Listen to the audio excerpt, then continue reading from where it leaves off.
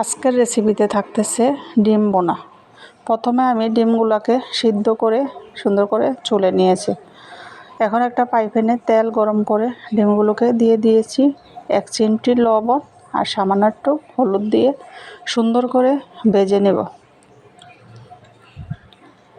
ডিমগুলো সুন্দরভাবে ভাজা হয়ে গিয়েছে, এখন আমি তুলে নিয়েছি।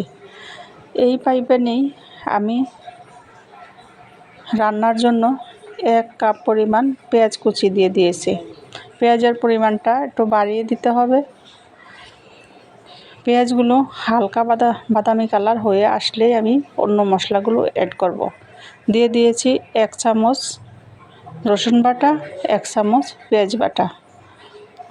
এখন দিয়ে দিয়েছি টমেটো আর দিয়ে দিয়েছি কাঁচামরিচ বাটা। এগুলো আমার ডিপ ফ্রিজে ফ্রোজেন করা ছিল। চাইলে আপনারা নর্মাল টমেটোও দিতে পারেন, কোনো সমস্যা নেই। এখন পরিমাণ বুঝে লবণ, স্বাদমতো লবণ, লাল মরিচের গুঁড়া 1/2 চামচ, হলুদের গুঁড়া 1/2 চামচ এবং ধনিয়ার গুঁড়া 1/2 চামচ, জিরার গুঁড়া 1/2 চামচ আমি দিয়ে 1 কাপ পানি দিয়ে নেড়ে ছেড়ে আবারও ঢাকনা দিয়ে রাখবো এই মশলাগুলো কষানোর জন্য। মশলাটা ভালোভাবে কষাতে হবে যাতে করে রসুন এবং মশলার গন্ধটা চলে যায়।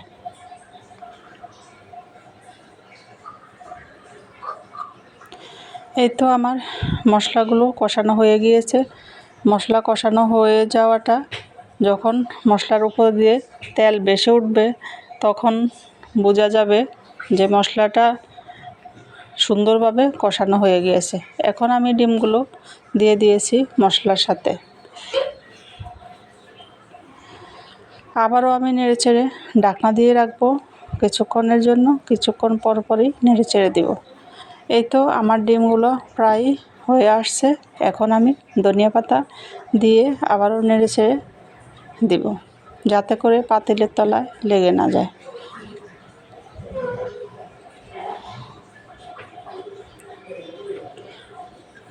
এই তো আমার ডিমগুলো সুন্দরভাবে রান্না হয়ে গিয়েছে।